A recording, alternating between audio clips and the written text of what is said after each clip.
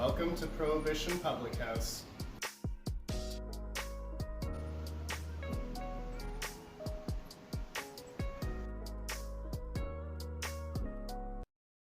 Hi, my name is Jesse Bell, and I'm the executive chef of Prohibition Public House. I've been cooking for a long time, almost 20 years now. However, I wouldn't say that my culinary career really started until I graduated from Algonquin College. Since then, I've been fortunate enough to work at some great restaurants, such as the Albion Rooms and Dish Catering. My training has taken me to cities such as Amsterdam, London, Edinburgh, and Paris, and it's really helped me define my own style. I like to consider my style Canadiana, a little bit of everything from coast to coast to coast.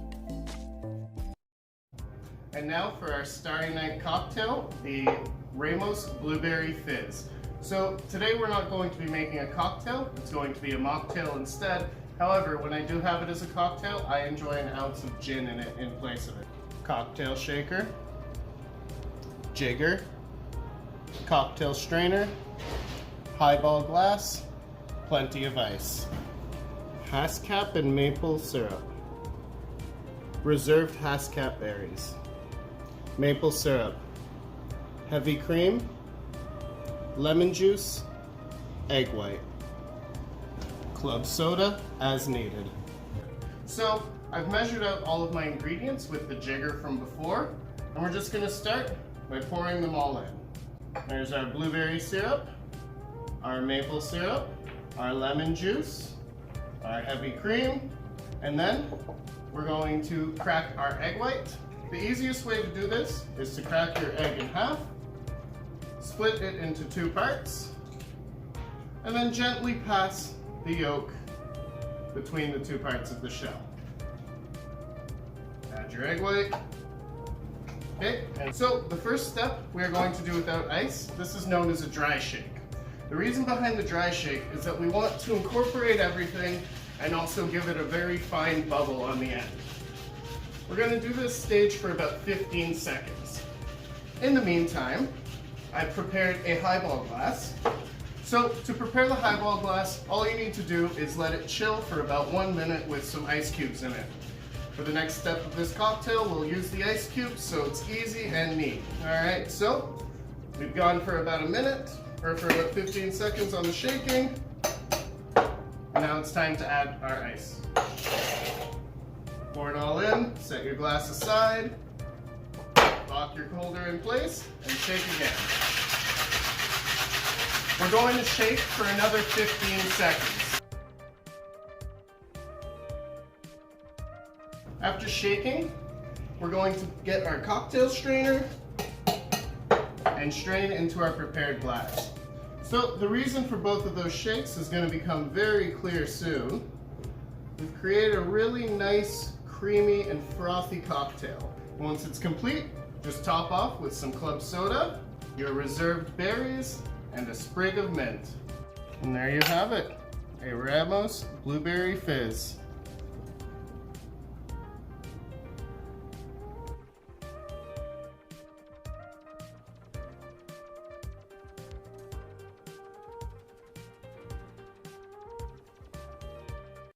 People often ask, how do you eat charcuterie? And what I like to say is there's no right way. However, there is a better way. You want to make sure that you're taking things that are fatty, like your cheeses, and you're combining them with jams and sour things like your pickles. This is going to really enhance the different flavors and help you get a better understanding of it. Something like our duck pastrami, with its combination of the rich fat and some pickled blueberries, goes a long way. And now to build our charcuterie board. So we're going to start out with that soppressata. Soppressata is a coarse ground cured salami. And we just want to loosen it all up here. Make sure your slices are spaced out. This is going to make it easier to present the way I'm going to show you. So you want about 7 or 8 slices. No need to count, depends on how many people you're feeding or how hungry you are. Now, when I do the soppressata, what I like to do is place it on the board piece by piece and just gently fold it. This gives you a really good look of a large volume of food without overwhelming you or your guests. The next protein we'll use is the Calabrese. Calabrese is also a coarse ground salami, however it is spiced with chilies and paprika. Calabrese, because they're the same family, we're going to present them the same way. And then, plate gently and fold. It's a great way to take up lots of space and make things look good with a little bit of height. And chefs always want height on their plate. Next, we have our red wine bresaola. Bresaola is a red wine cured beef tenderloin. So, for this, I really like to show off this beautiful grain in the meat. So I don't want to do too much. We're just going to lay it out in a rough circular pattern. I'm being careful to open up all the sides, but you don't have to be so careful at home. Okay? Then, for the last of meats, we're going to use the prosciutto. Prosciutto is a dry cured pork leg, typically aged for about a year to a year and a half. We import ours from Italy. Now, the prosciutto is a little bit more fun, and we can do a bit of a rose. So, if you want to do a rose with your prosciutto, first, start one out with a light roll. Then, gather your next piece and try to keep your fat on the same side for the appeal and the color difference. Roll it again. Now you'll notice that I'm not pushing down when I roll this. I'm purposely trying to be very loose with it.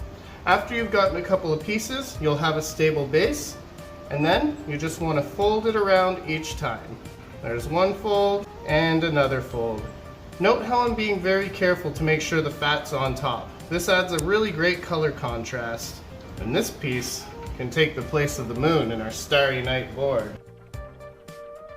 Next, we're going into some of Prohibition's own house-cured meats. Our duck pastrami is another one of our in-house products here at Prohibition. We first brine the product and then smoke it. Afterwards, we roll it in our own spices and slice and serve. For these, you'll be able to find alternatives in the grocery store for the most part, or you can substitute with whatever you enjoy, whether it be a pate or just some cured fish. We use North Atlantic salmon for our maple smoked salmon. It's cured in-house using brown sugar, maple syrup, and salt, and then lightly smoked in our cold smoker. So, the best way to present this is we're going to do some thin slices, much like you'd see in the grocery store as well. And then we're also going to make a rosette out of these. So it's the same idea. Roll gently. Once you have your base, just begin by folding the next pieces over. And fold, and fold. And now you have a cute little smoked salmon rose. For the board and the smoked salmon, I like to pair it with creme fraiche. If you can't find creme fraiche, sour cream is a great alternative.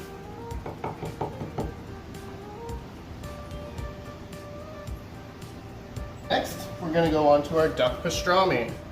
So, same thing here. We're going to slice it very thinly. But again, just like the prosciutto, I want us to get that contrast of fat to meat.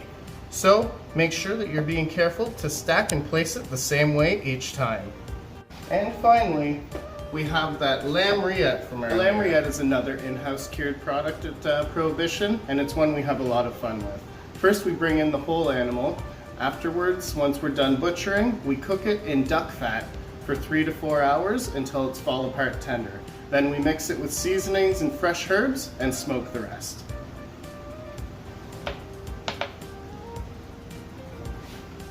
Now, if you don't have a ring mold at home, that's okay. You can always use either 2 spoons to make a quenelle, which I will show you shortly, or you can just put it on the board rustically. The nice thing about charcuterie boards is it's about the ingredients. They really shine through, and as long as you put them on the plate without ramping them too much, you'll wind up with a relatively beautiful product. Alright, now that we've done our proteins, we're going to move on to our cheeses.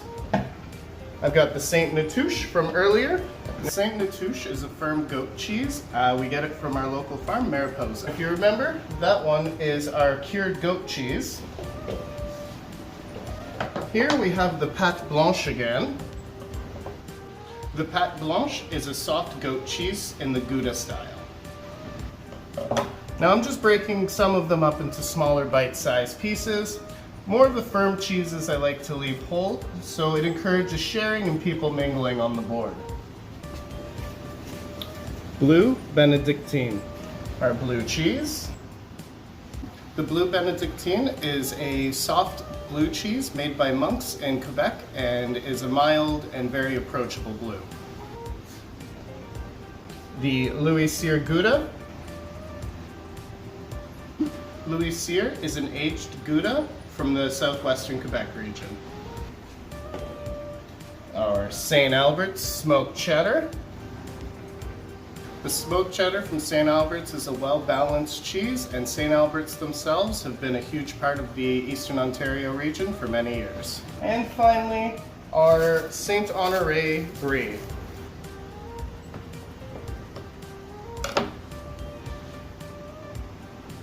So, now that we've put all of our proteins and our cheeses on the board, it's time to garnish. Now, garnishing your charcuterie board is entirely up to you. If you like sweet things, go with honey, honeycomb, lots of jams and jellies. You can't go wrong. Personally, I really enjoy vegetables and I enjoy pickling things. It was one of the early things in my culinary career that I really nailed and enjoyed doing, and I've carried that with me to this day. So, we've got our mustard here. Now, to make quenelle, there are a couple of ways, but with mustard, it's not going to quite hold. So you want to scoop in, tuck it neatly, and then gently place it down.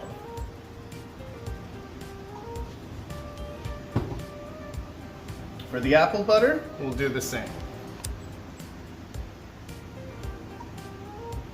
Now, a good rule of thumb when building a charcuterie board is to try to keep your sweet things with items that they'll accompany well. So compos and jams with your cheeses, pickled veggies, mustards, and anything sour go better with your meats to help cut through that fat. Here's our red onion jam next. Now the red onion jam works well both with meat and with cheese because it's a little bit savory and it's a little bit sweet. So we're actually just going to have it falling off of our cute little rillette here. Pickled hascap berries next. Now pickled hascaps and hascap berries in general are a berry that grow in the north of Canada. They're fantastic, really high in antioxidants, and you're able to find them most places. I'm just going to put that right over the duck. The sweetness and the sour really helps cut through that extra fat that the duck has present. And our caramelized pineapple jam.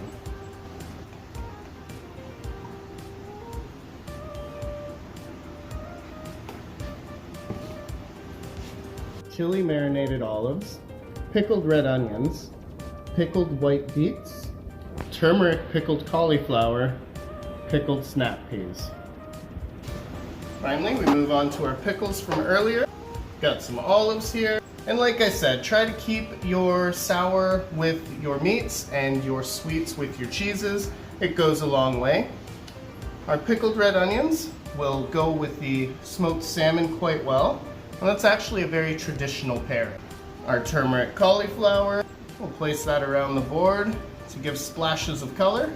The white beets, we'll do the same. And then our snap peas.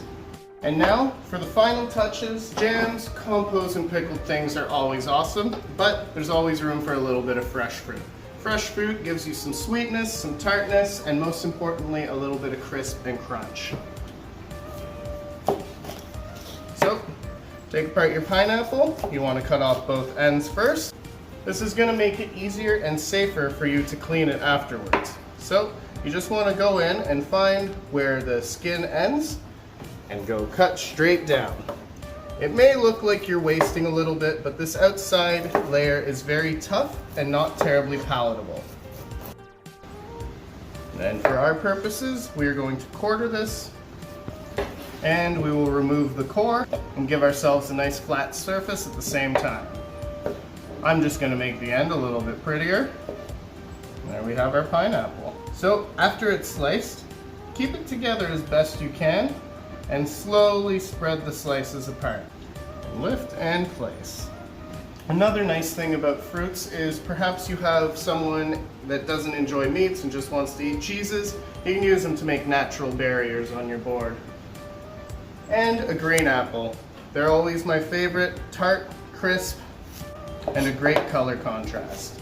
So same thing, we're going to slice it thinly. And don't worry, if your knife skills at home aren't up to the task, you can slice it a little bit more thickly than I am. And then, this is a really neat part, you want to pinch the ends together and slowly fan it out, pushing slice by slice. When all is said and done, you have a wonderful little bit of height and a great look for your apple.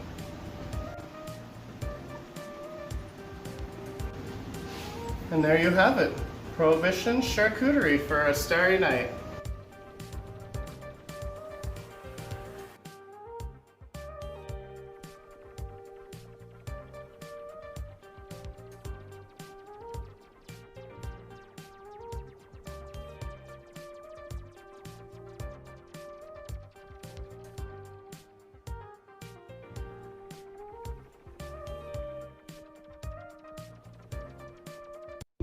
One of my favorite things about being a chef over the years has been my ability to work with various charities while doing the things I love. Over the years, I've had the fortune of working with the Shepherds of Good Hope, the Ottawa Mission, Candlelighters Society, as well as several other smaller things such as the SPCA. And a big part of that inspiration and that joy comes through my suppliers. I get to work with some of the most amazing local farmers who throw passion into everything they grow. So people often ask me when I fell in love with food, and that's an easy one for me. When I was a young boy, I would celebrate Passover with my grandfather and my grandmother, and my grandmother would always make this wonderful sweet smoked brisket. But one year in particular, I remember spending time in the kitchen with her and trying this new chocolate cake she had just finished, and just sitting there, ending this meal with her in the kitchen, helping out with dishes and enjoying this chocolate cake. It made me realize that food was the thing that brings people together.